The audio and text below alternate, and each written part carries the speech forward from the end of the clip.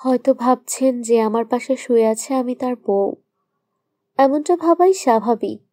কিন্তু আমি যদি বলি সে আমার স্বামী না, আর আমিও তার বউ না, তাহলে কি হবে? বেশি কিছুই হবে না। আমাকেই খারাপ ভাবতে শুরু করবেন। বলবেন যে আমি কেন পরপুরুষের সাথে এক বিছানায়। ঘটনা তো এখান থেকেই শুরু। আমার পাশে যে শুয়ে আছে সে আমার অফিসের বস, আর আমি এখানে নিজের ইচ্ছেতেই আসিনি। আমাকে জোর করে এখানে নিয়ে আসা হয়েছে। আমি আমার অফিসের বসের সাথে এক বিছানায় রাত কাটাতে চাইনি, কিন্তু আমার বস আমাকে এটা করতে বাধ্য করেছে। তবুও সবাই আমাকেই খারাপ বলবে, আমাকেই দোষ দিবে। চাকরি বাঁচাতে আমাকে অফিসের বসের কুপ্রস্তাবে রাজি হতে হয়েছে। এখন বলতে পারেন আমি তো অন্য একটা চাকরিও খুঁজতে পারি। হ্যাঁ, অবশ্যই পারি, কিন্তু সেই চাকরি করে আমি কত টাকা বেতন পাবো? বেশি হলে 30,000, 40,000। যদি আরো বেশি পাই তাহলে 50,000। এর বেশি তো অবশ্যই না। কিন্তু আমার প্রতি মাসে 10 লাখ টাকা প্রয়োজন। এখন প্রশ্ন করতে পারেন এত টাকা কেন দরকার আমার? আসলে ভালোবেসে বিয়ে করেছিলাম একজন মানুষরূপী অমানুষকে। আমার প্রাক্তন স্বামী আমার নামে ব্যাংক থেকে 5 কোটি টাকা লোন নিয়েছিল। তারপর আমাকে ফাঁকি দিয়ে তার পুরনো প্রেমিকাকে নিয়ে দেশ ছেড়ে চলে গেছে। আসলে আমার প্রাক্তন স্বামী বলেছিল সে ব্যাংক থেকে লোন নিয়ে ব্যবসা করতে চায়, আর সে আমার নামেই লোন নিতে চায়। আমিও সরল মনে আমার প্রাক্তন স্বামীকে ব্যাংক থেকে লোন নেওয়ার ব্যবস্থা করে দিয়েছিলাম, আর লোন নেওয়ার জন্য আমার বাবার বাড়ির দলিল জমা রেখেছিলাম। তারপর তো আমার প্রাক্তন স্বামী তার প্রেমিকাকে নিয়ে বিদেশে চলে গেল। এসব ঘটনার পরে আমার বাবা অসুস্থ হয়ে যায়। বাড়িটাও ব্যাংকের কাছে জমা, হাতে টাকাও ছিল না। সেই জন্য আমার অফিসের বসের কাছে কিছু টাকা ধার চেয়েছিলাম। আমার অফিসের বস টাকা দিতে রাজি হয়েছিল ঠিকই, কিন্তু বিনিময়ে সে আমাকে চেয়েছিল। আমি বাধ্য হয়ে বসের কাছে নিজেকে তুলে দেই, কারণ এটা করা ছাড়া আমার আর কোনো উপায় নেই। প্রতিদিন অফিস শেষে বসের বাড়িতে চলে আসি। তারপর চলে বসকে খুশি করার পর্ব। যদিও এসব করার কোনো ইচ্ছাই আমার ছিল না, কিন্তু আমি যে নিরুপায়। আমি যদি ব্যাংকের টাকা সঠিক সময়ে পরিশোধ করতে না পারি, তাহলে আমাকে পুলিশ ধরে নিয়ে যাবে, আর সেই সাথে আমার বাবার বাড়িটাও হাতছাড়া হয়ে যাবে। তাছাড়া বাবার চিকিৎসা কিভাবে হবে? বসকে খুশি করে চলে আসি হসপিটালে বাবার কাছে। বাবার অবস্থা দিনের পর দিন খারাপের দিকে যাচ্ছে। আমি প্রতিদিন বসের বাসা থেকে হসপিটালে চলে আসি। তারপর ডাক্তারের সাথে কথা বলি, হসপিটালের বিল পরিশোধ করি, কিন্তু বাবার সাথে দেখা করি না, কারণ আমার এই মুখ আমি বাবাকে দেখাতে পারবো না। হসপিটাল থেকে বাসায় এসে রান্না বান্না করতে হয়। এমনিতে সারাদিন বাইরে খাওয়া দাওয়া করি, কিন্তু বাড়ির খাবারের স্বাদ কি আর বাইরে পাওয়া যায়? সারাদিন ব্যস্ত সময় পার করার পরে বাসায় এসে রান্না করতে ইচ্ছে করে না, কিন্তু কিছুই করার নেই, একা একা থাকি। রান্না তো আমাকেই করতে হবে। আজকে যদি মা বেঁচে থাকতো, তাহলে মায়ের হাতের রান্না খেতে পারতাম। মায়ের হাতের রান্না অনেক মিস করি। সারাদিন পরে যখন বিছানায় আসি, তখন ক্লান্ত শরীরটা বিশ্রাম নিতে চায়, কিন্তু আমার চোখে ঘুম আসে না। রাতের প্রায় অর্ধেকটা সময় জেগে থাকি। রাত জেগে ভাবি আমার জীবনটা কত সুন্দর ছিল, কিন্তু একজনকে ভালোবেসে বিয়ে করে আমার জীবনটা আমি নিজের হাতে শেষ করে ফেলেছি। ভালোবাসার মানুষ চিনতে আমি ভুল করেছিলাম। আজকে অফিসের বস আসার পরে বস আমাকে তার রুমে ডেকে পাঠিয়েছিল। এখন বসের রুমেই আছি। আমি জানি বস আমাকে কেন ডেকেছে। আসলে মাঝে মাঝে বসকে অফিসেও খুশি করতে হয়। বুঝতেই পারছেন, আমি তো তার টাকা দিয়ে কেনা দাসী। সে যখন যেখানে ইচ্ছে আমাকে ব্যবহার করতে পারে। কিন্তু আমাকে অবাক করে দিয়ে বস বলল, তোমার ব্যাংকের সব রকম লোন আমি পরিশোধ করে দিয়েছি। এখন থেকে তুমি সব রকম ঋণ থেকে মুক্ত। আর ব্যাংকের লোন যেহেতু শোধ করা হয়ে গেছে, তাই ব্যাংকও তোমার বাড়িটা ফিরিয়ে দিবে। আমি দেখেছি বাড়িটা তোমার বাবার নামে। নিজে তো ডুবেছই, নিজের বাবাকেও সাথে ডুবিয়েছ। যাই হোক, তুমি আজকেই একবার ব্যাংকে গিয়ে দেখা করো। তোমার বাড়ির দলিল তোমাকে বুঝিয়ে দিবে। স্যার, আমি তো ভেবেছিলাম আপনি হয়তো ওইসব করার জন্য আমাকে ডেকেছেন, কিন্তু আপনার কথা শুনে তো আমি অবাক হয়ে যাচ্ছি। জানি না কিভাবে আপনাকে ধন্যবাদ দেব। আপনি আমাকে অনেক বড় একটা ঝামেলা থেকে মুক্তি দিয়েছেন। আজকে থেকে আপনি যা বলবেন আমি সেটাই করব। এতদিন তো আমি যা বলেছি সেটাই করেছো, তোমাকেই আমার ধন্যবাদ দেওয়া উচিত। যাই হোক, তুমি এখন ব্যাংকেই চলে যাও, তারপর বাড়ির কাগজপত্র নিয়ে সোজা হসপিটালে তোমার বাবার কাছে চলে যাও। আমি চাই মরার আগে উনি যেন এটা দেখে যেতে পারেন যে ওনার বাড়িটা ব্যাংক থেকে ছাড়ানো হয়েছে। ব্যাংকের কাজ শেষ করে হসপিটালে যখন আসলাম তখন বুঝতে পারলাম আমার অফিসের বস কেন আমাকে ব্যাংকের কাজ শেষ করে হসপিটালে যেতে বলেছিল। আমার বাবা আর বেঁচে নেই। বাবা এটা দেখে যেতে পারলো না যে আমি ব্যাংক থেকে বাড়িটা ছাড়িয়ে এনেছি। এই বাড়ির চিন্তায় বাবা অসুস্থ হয়ে গিয়েছিল। রাতে যখন আমার অফিসের বসের বাড়িতে গেলাম তখন তিনি আমাকে দেখে অবাক হয়ে গেলেন। আসলে আজকে আমার বাবা দুনিয়া ছেড়ে চলে গেছে। উনি হয়তো ভেবেছিলেন আমি আজকে তাকে খুশি করতে আসবো না, কিন্তু এটা তো আমার কাজ।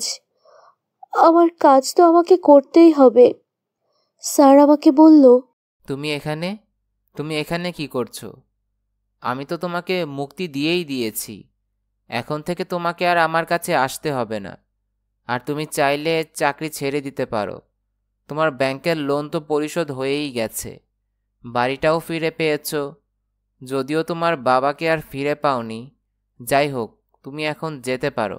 আপনি যদি কিছু মনে না করেন আমি কি আপনার সাথে একটু সময় কাটাতে পারি? আসলে এই দুনিয়াতে একমাত্র বাবাই ছিল আমার আপনজন, কিন্তু আজকে বাবাও আমাকে ছেড়ে চলে গেল। আমি যে কারোর সামনে কান্না করে নিজের মনটা হালকা করব এমন কোনো মানুষই খুঁজে পাচ্ছি না। আমার আত্মীয় স্বজন সবাই আমাকে দূরে ঠেলে দিয়েছে। সবাই বলছে যা হয়েছে সব আমার জন্যই হয়েছে। এটাই স্বাভাবিক, সবাই তোমাকেই দোষ দিবে। সবার অমতে গিয়ে প্রেম করে বিয়ে করেছিলে, তারপর তোমার ভালোবাসার মানুষকে নিজের বাবার বাড়ি বন্ধক রেখে ব্যাংক থেকে লোন নিয়ে দিয়েছিলে। তারপর তোমার স্বামী তো তার পুরানো প্রেমিকাকে নিয়ে পালিয়েই গেল। সব তো তোমার জন্যই হয়েছে, দোষ তো তোমারই। আমার বউও আমাকে ছেড়ে চলে গেছে, আমাকে ফাঁকি দিয়ে আমারই এক বন্ধুর সাথে পালিয়ে গেছে।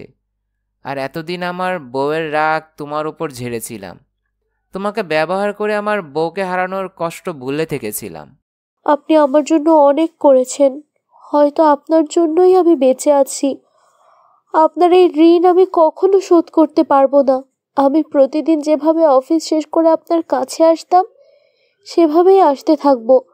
আপনার যতদিন আমাকে ভালো লাগে ততদিন আমি আপনার সঙ্গী হয়ে থাকবো। আমার তো এমনই একজন জীবনসঙ্গী চাই যে আমাকে সারা জীবন ভালোবাসবে। আমি তো এমন একজনকে চাই যে সবসময় আমার খেয়াল রাখবে। ছোটবেলায় বাবা মাকে হারিয়েছি, একজনকে প্রাণপণে ভালোবেসেছিলাম, সেও আমাকে ছেড়ে চলে গেছে। আর এখন তো আমার বউও আমাকে ছেড়ে চলে গেছে, সেটাও আমার এক বন্ধুরই সাথে। কিন্তু আমি আপনাকে কখনো ছেড়ে যাব না। সব সময় আপনার পাশে থাকবো। আমারও এই দুনিয়াতে আপন বলতে আর কেউই নেই, তবে আপনাকে আমার অনেক কাছের মানুষ মনে হয়। যদিও নিজের মনের বিরুদ্ধে গিয়ে আপনার সাথে মেলামেশা করেছিলাম, কিন্তু এখন আমার মনে আপনার জন্য একটা জায়গা তৈরি হয়েছে। আজকে তুমি পাশের রুমে গিয়ে ঘুমিয়ে পড়ো, কাল সকালে তোমাকে নিয়ে একটা জায়গায় যাব। তাড়াতাড়ি তৈরি হয়ে থেকো কিন্তু। কাল তোমার জীবনের সবচেয়ে স্মরণীয় একটা দিন হতে যাচ্ছে। আমি তোমাকে বিয়ে করব। আমাদের সম্পর্কটাকে আমি একটা নাম দিতে চাই। আশা করি আমাকে বিয়ে করতে তোমার কোনো সমস্যা নেই। আমার অফিসের বস সত্যিই আমাকে বিয়ে করেছে। যে মানুষটাকে আমি পছন্দই করতাম না, আজকে সেই মানুষটা আমার বিপদে আমার পাশে দাঁড়িয়েছে।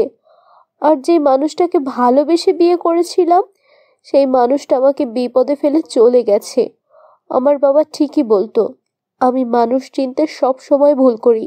হঠাৎ খেয়াল করলাম আমার প্রাক্তন স্বামী দূর থেকে আমার দিকে নজর রাখছে। ওকে দেখে আমার শরীরের সব শক্তি শেষ হয়ে যাচ্ছে। মনে হচ্ছে খারাপ কিছু একটা হতে চলেছে। মনে হচ্ছে আমার জীবনের শেষ সময় পার করছি। কিন্তু আমি বেঁচে থাকতে চাই।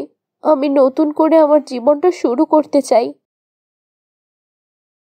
দেখ আকাশ, তুই আমার সাথে প্রেম করবি নাকি ফারিয়ার সাথে প্রেম করবি সেটা আগে ঠিক কর। এখানে আমি আর ফারিয়া দুজনেই আছি।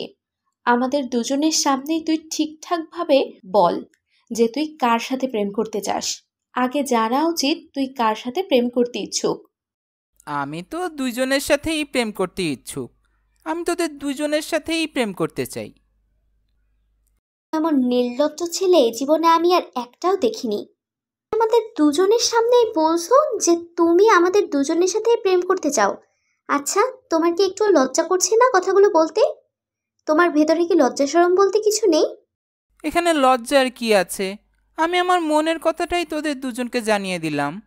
আমি বুঝলাম না, তোর ভেতরে কয়টা মন আছে? তুই একসাথে দুইটা মেয়ের সাথে প্রেম করবি কিভাবে? কি ভেবে তুই এই কথাটা বললি? আমার তো বিশ্বাসই হচ্ছে না যে তুই আমার ছোটবেলার বন্ধু আকাশ।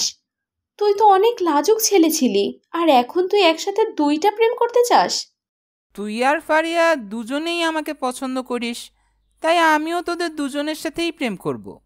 আমার মনে হয় তুমি উল্টাপাল্টা কিছু খেয়ে এসেছো, তাই এসব উল্টাপাল্টা কথা বলছো। তুমি আমার সাথেও প্রেম করবে, আবার মিথিলার সাথেও প্রেম করবে? এটা কিভাবে সম্ভব? একসাথে দুইটা মেয়ের সাথে প্রেম করা যায় নাকি? আমি নিশ্চিত তুমি উল্টাপাল্টা কিছু খেয়েছো। আরে উল্টাপাল্টা কিছুই খাইনি। আমি যা বলছি অনেক ভাবনা চিন্তা করেই বলছি। কিসের ভাবনা চিন্তা করেছিস তুই? একসাথে দুইটা মেয়ের সাথে প্রেম করবি, এটাই তোর ভাবনা চিন্তার ফলাফল? কোনো সুস্থ মানুষ কি এইরকম উল্টাপাল্টা ভাবনা চিন্তা করতে পারে নাকি? আমার মনে হচ্ছে তুই আসলেই উল্টাপাল্টা কিছু খেয়েছিস, তাই এমন উল্টাপাল্টা কথা বলছিস। আরে না, আমি উল্টাপাল্টা কিছুই খাইনি, আর আমি একেবারেই সুস্থ সবল আছি। কোনো সুস্থ মানুষ কি এই ধরনের কথা বলতে পারে? আমার তো মনে হয় অসুস্থ মানুষও এইসব আজেবাজে কথা বলবে না। আমার তো মনে হচ্ছে তুমি পাগল হয়ে গেছো। প্রায় 2 বছর যাবত তোমাকে চিনি, কখনো তো এমন পাগলামি করতে দেখিনি, তাহলে আজকে কেন পাগলামি করছো? আর আমি পাগলামি করছি না, আমি ঠান্ডা মাথায় ভাবনা চিন্তা করেই কথাটা বলছি। আরে রাখ তোর ভাবনা চিন্তা। একসাথে দুইটা মেয়ের সাথে প্রেম করতে চানুনি? শখ কত! ইচ্ছে করছে তোর মাথায় একটা বাড়ি দিয়া দুই ভাগ করে ফেলাই, তাহলে আর তোর মাথা থেকে এসব নোংরা চিন্তা বের করবে না। আসলেই তুই পাগল হয়ে গেছিস রে, পুরাই পাগলামি করছিস। আরে আজব, তোরা দুজনেই আমাকে পছন্দ করিস, আমিও তোদের দুজনকে পছন্দ করি, তাই আমি তোদের দুজনের সাথেই প্রেম করতে চাই, কারণ আমি কাউকেই ছাড়তে পারবো না। কাউকেই ছাড়তে পারবে না মানে কি? একসাথে দুই নৌকায় পা দেয়া যায় নাকি? একজনকে তো ছাড়তেই হবে। হয় আমাকে ছাড়তে হবে আর মিথিলার সাথে প্রেম করতে হবে, নয়তো মিথিলাকে ছাড়তে হবে আর আমার সাথে প্রেম করতে হবে।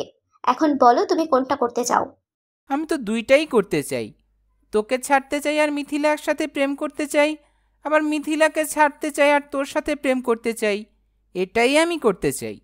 তোর মাথা পুরাই গেছে। সেই ছোটবেলা থেকে তোরে দেখতাছি, কখনো এমন পাগলের মতো কথা বলতে দেখি নাই। তুই দুইজনরেই সাইডা দিবি, আবার দুইজনের সাথেই প্রেম করবি? কি আজব কথা রে বাবা! এমন অদ্ভুত কথা তো আমি জীবনেও শুনি নাই, তোর মুখেই প্রথম শুনলাম। আরে আমি বোঝাতে চেয়েছি যে তোর সাথে প্রেম করার সময় ফারিয়ার সাথে প্রেম করা বন্ধ রাখবো, আবার ফারিয়ার সাথে প্রেম করার সময় তোর সাথে প্রেম করা বন্ধ রাখবো। আমিও এই জীবনে এমন অদ্ভুত কথা শুনিনি এর আগে। ধরবে আর ছাড়বে, ধরবে আর ছাড়বে, এটা কি কখনো হয় নাকি?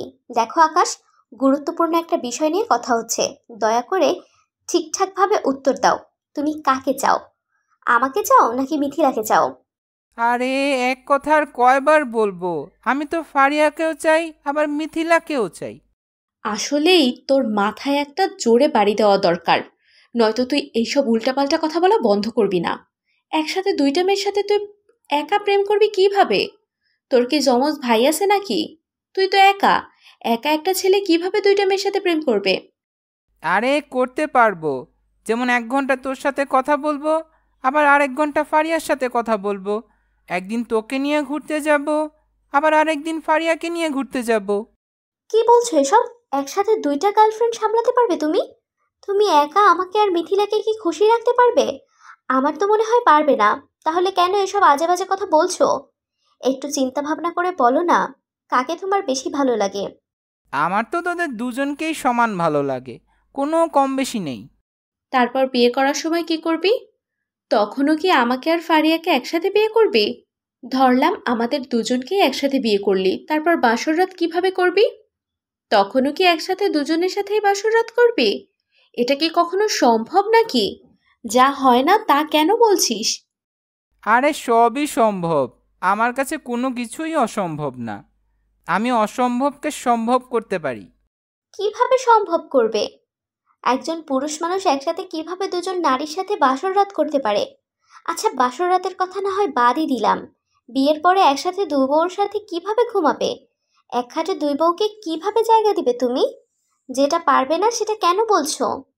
পারবো না কেন? তোমাকে আমার ডান দিকে রাখবো আর মিথিলাকে আমার বাম দিকে রাখবো। এইসব তুই কি বলছিস রে? এক রুমের ভিতরে এক বিছানায় তুই দুই বউকে নিয়ে ঘুমাবি? তোর মতো এত সাহসী পুরুষ মানুষ তো এই জীবনে আর একটাও দেখি নাই। যাদের দুই বউ আছে তারা তো ভয়ে দুই বউকে এক বাড়িতেই রাখে না, আর তুই নাকি তুই বউকে এক বিছানায় নিয়ে ঘুমাবি? সমস্যা কোথায়? তোরা দুজনেই অনেক ভালো বান্ধবী। আমি জানি তোরা দুজনে কোনো ঝামেলা করবি না, তাই তো এই সিদ্ধান্ত নিয়েছি। একসাথে দুজনের সাথেই করব, মানে প্রেম করব। তোমার কথা শুনে তো আমার মাথা ঘোরাচ্ছে, মনে হচ্ছে এক্ষুনি অজ্ঞান হয়ে পড়ে যাব। কি সব নোংরা নোংরা কথা বলছো তুমি? একসাথে দুজনের সাথে করবে? আচ্ছা, তুমি কি আসলে ভাবনা চিন্তা করে কথাগুলো বলছো? আসলে কি তুমি আমাদের দুই বান্ধবীর সাথে প্রেম করতে চাও? অবশ্যই আমি তোমাদের দুই বান্ধবীর সাথেই প্রেম করতে চাই। তোমাদের দুই বান্ধবীকেই বিয়ে করে সুখে সংসার করতে চাই। এখন তোমরা দুজন বলো, তোমরা কি আমার প্রস্তাবে রাজি আছো? কি বলবো, কিছুই বুঝতে পারছি না, অনেক চিন্তায় পড়ে গেলাম। আচ্ছা, তুই কি আসলেই আমাকে আর ফারিয়াকে একসাথে সামলাতে পারবি? তোর কি ভয় লাগছে না? কেউ তো এক বউয়ের খবর অন্য বউকে জানায় না, আর তুই দুই বউকে সামনে রেখে সবকিছু জানিয়ে দিচ্ছিস নিজেই। আমার কোনো সমস্যা নেই। আমি তোদের দুজনকেই একসাথে সামলাতে পারবো। এতদিন তো তোদের দুজনের সাথে বন্ধুত্ব টিকিয়ে রাখলাম। কখনো কোনো সমস্যা হয়েছে কি? বন্ধু আর প্রেম তো এক জিনিস না। তাছাড়া আমি আর ফারিয়া দুজনেই অনেক ভালো বান্ধবী, আমাদের দুজনের মধ্যে অনেক মিল আছে। তাই তো আমরা দুজনেই তোমাকে ভালোবেসে ফেলেছি। এখন তুমি তো আমাদের দুজনের সাথে প্রেম করতে চাচ্ছ। বুঝতে পারছি না কি বলা উচিত। এত চিন্তার কিছুই নেই।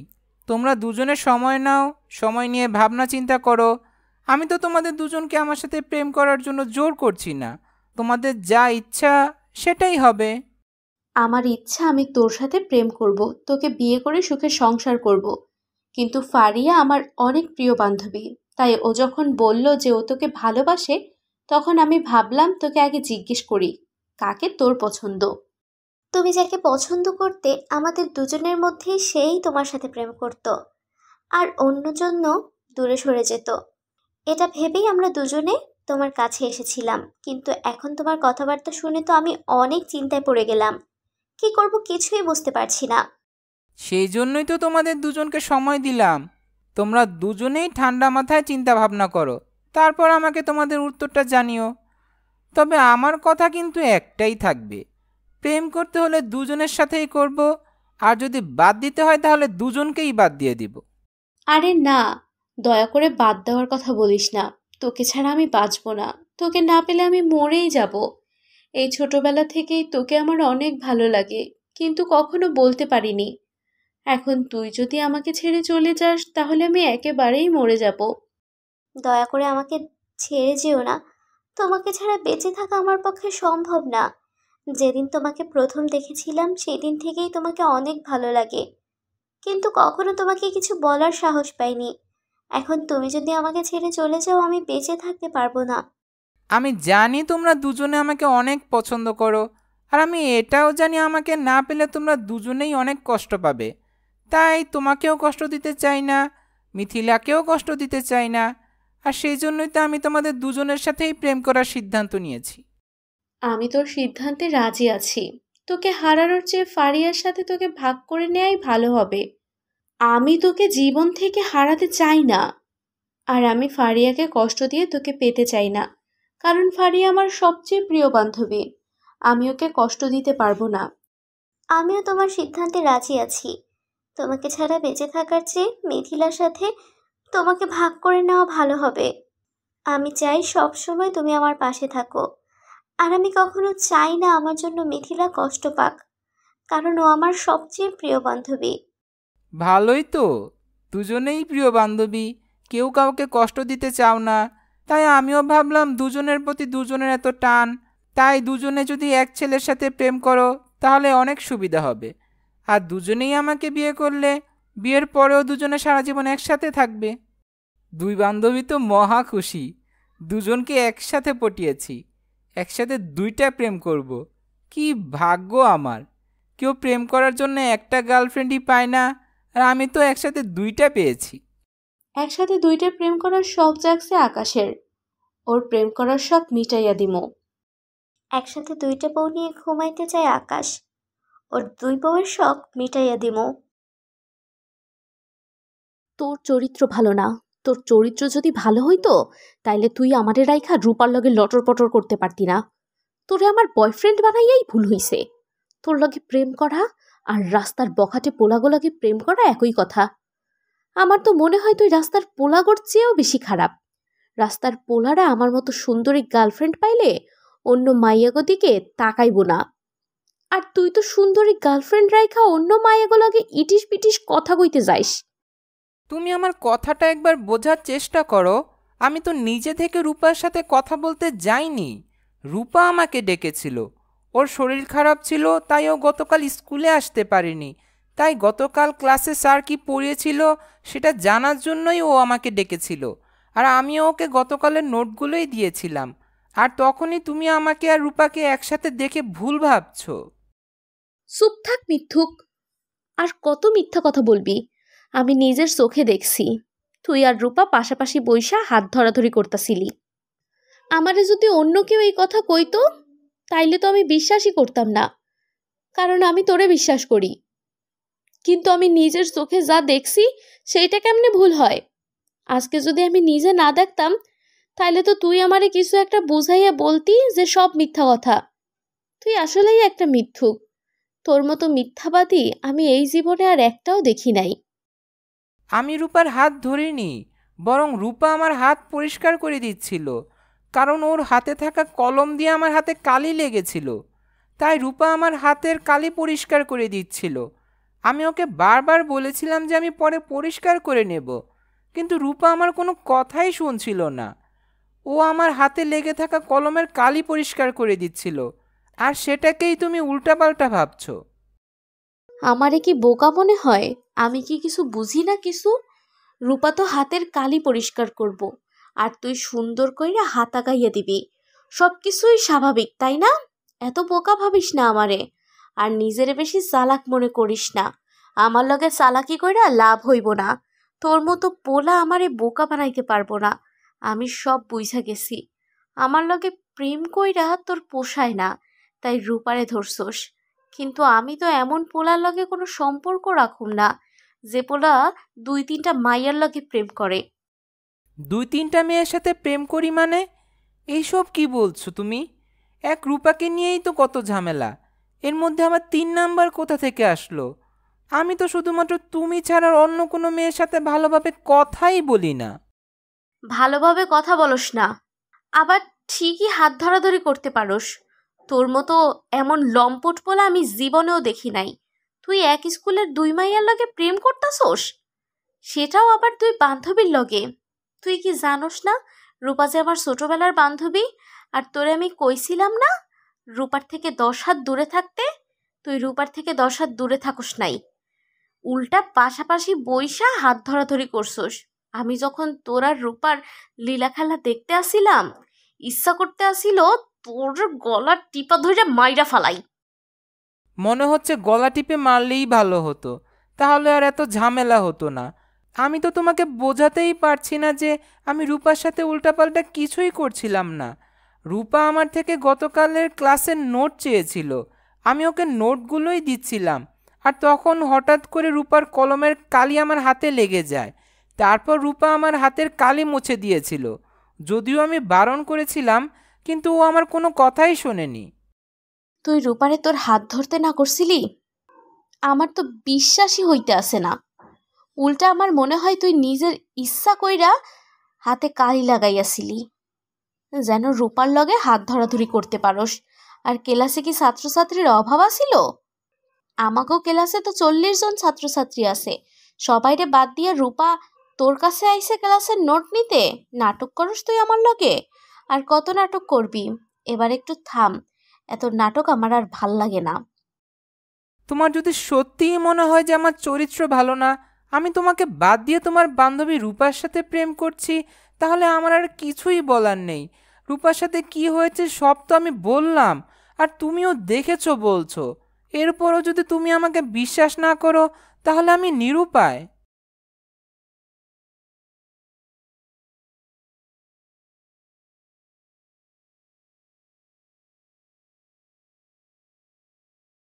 হইছে হইছে, এত মন খারাপ করতে হবে না।